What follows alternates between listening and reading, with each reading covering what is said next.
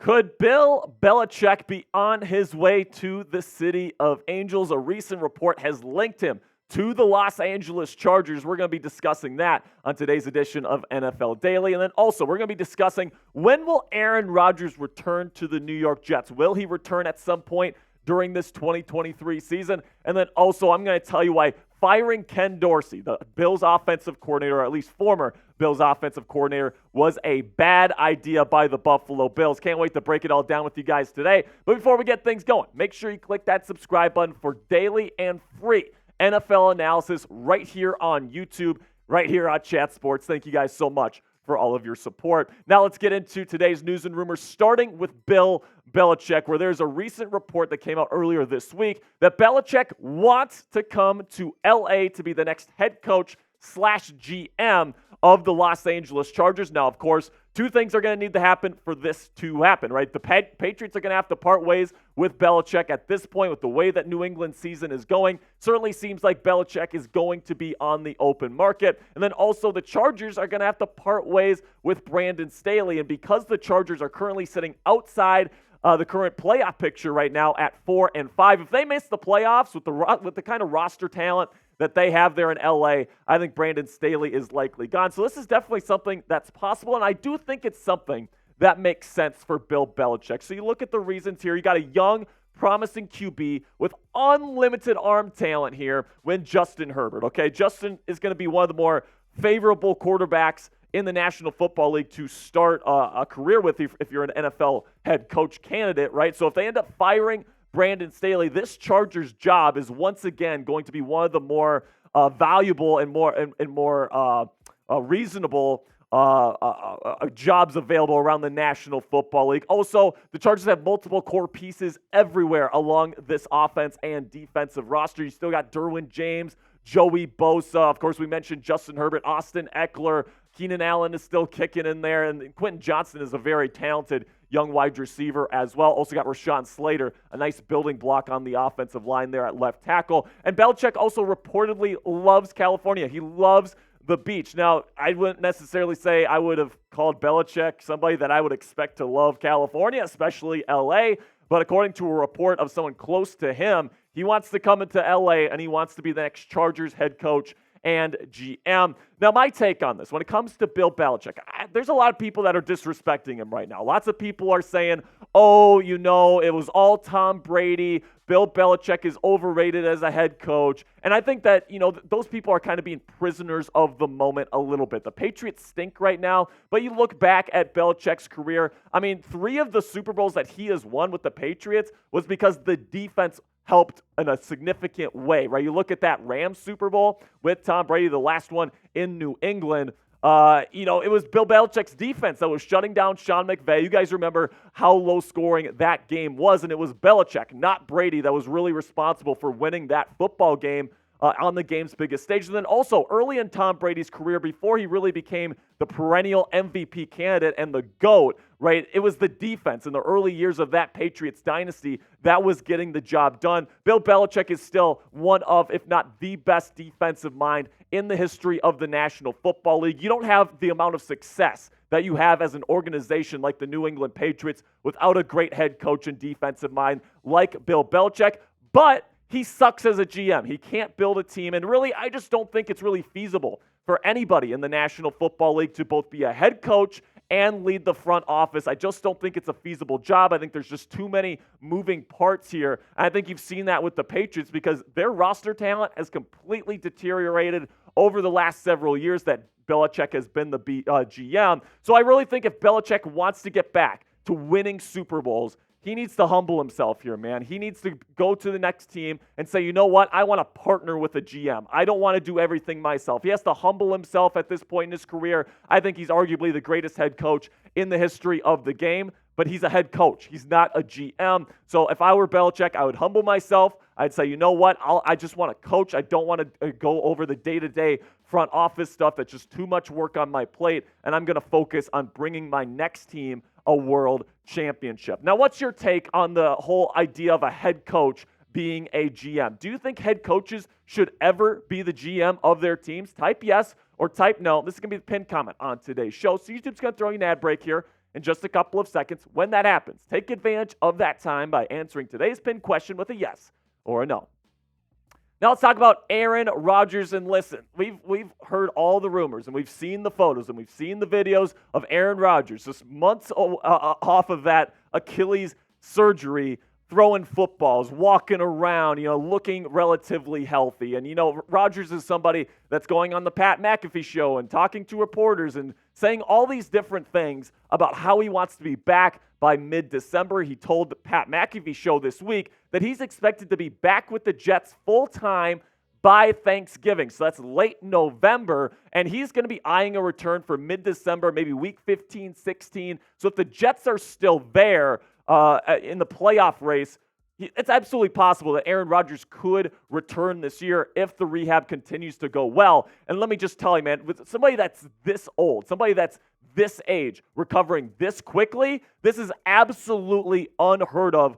And, and when it comes to like human physiology, right, human biology, we just don't see people this old recover this fast from this type of injury. He must be getting some sort of like special stem cell or something crazy expensive done to his Achilles to make it recover faster than normal. But, modern medicine is truly a marvel, and it's looking like Aaron Rodgers could be in play to start playing again this season, which would be an absolute crazy thing to happen, right? So he has made remarkable progress to this point. Like I said, he told the Pat McAfee show that he'll be back full-time with the Jets by Thanksgiving.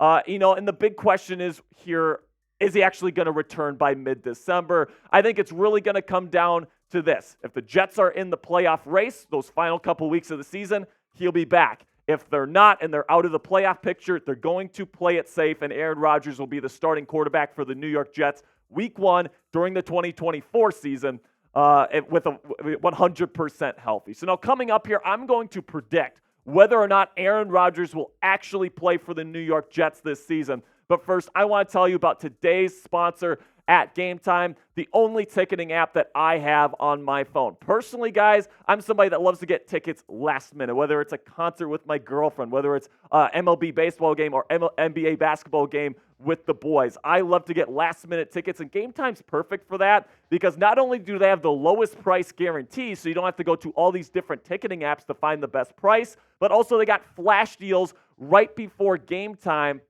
that make things so much easier and makes it even better, makes the prices go even lower. It's the fastest growing ticketing app in the country for a reason. Get images of your seats before you buy them so you know exactly what to expect when you arrive. Buy tickets in a matter of seconds. 2 taps and you're set. Tickets are also sent directly to your phone, another great feature, so you never have to dig through your email to get your tickets. Snag the tickets without the stress with Game Time today. Download the Game Time app, create an account, and use code NFLChat. That's one word, all caps, for $20 off your first purchase. Terms apply. Again, create an account and redeem code NFLChat. One word, all caps, for $20 off. Download Game Time today. Last-minute tickets, lowest price, guaranteed.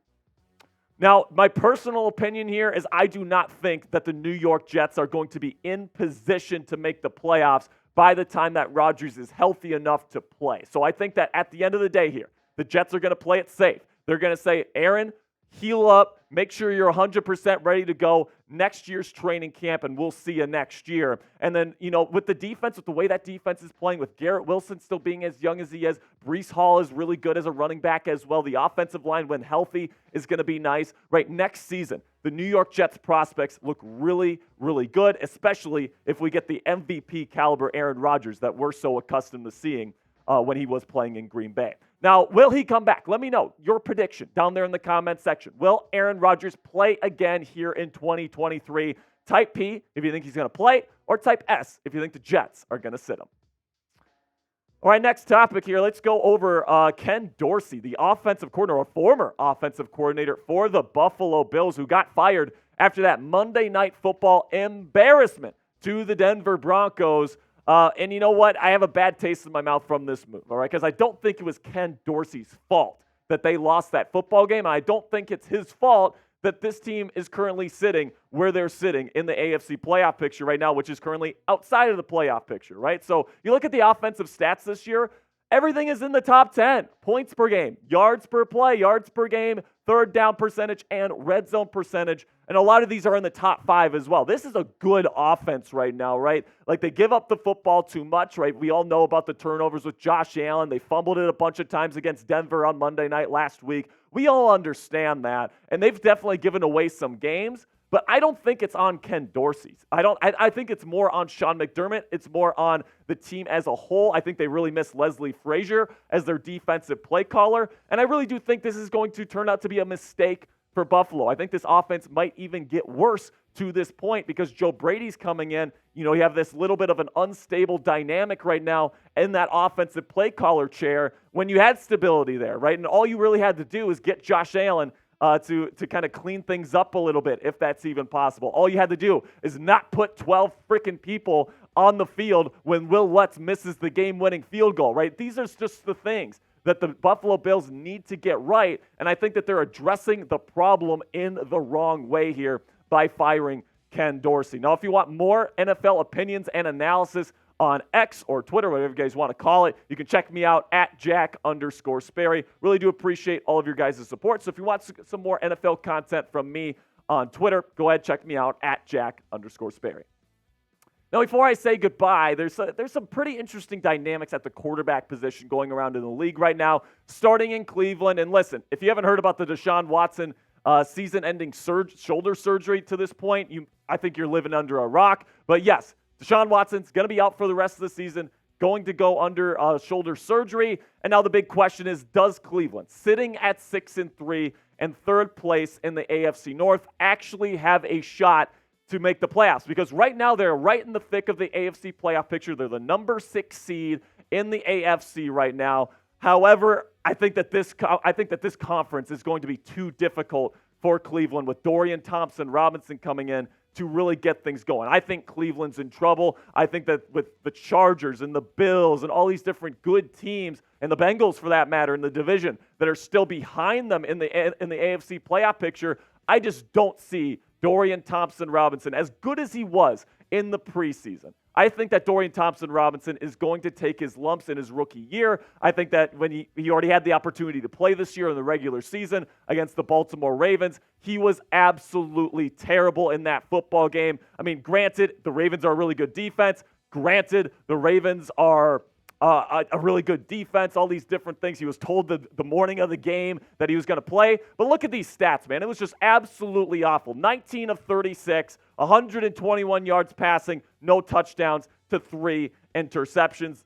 I mean, if this trend continues for the rest of the season, the Browns are going to start taking losses big time, and I just don't see them holding on to the wild card spot by week 18 of the 2023 NFL season. So sorry, Cleveland Browns fans. I think it's looking pretty bleak unless you make a big move at the quarterback position. Now let's go to the New York Giants, where there's now a report that the Giants are going to keep Daniel Jones, Brian Daboll, and GM Joe Schoen in place next year. Joe Schoen next year. And I just think this is absolutely nuts. Now, I agree with keeping Daboll, all right? He was the coach of the year back in 2022, right? He was one of the more highly sought-after head coaching prospects. According to the report, the Giants really like his culture, all these different things. But when it comes to Daniel Jones, committing to Daniel Jones already to be the starting quarterback next year is absolutely asinine. I know that the contract situation is bad with Daniel Jones, but I think you're just going to have to eat that, right? I think that if you have a high enough draft pick,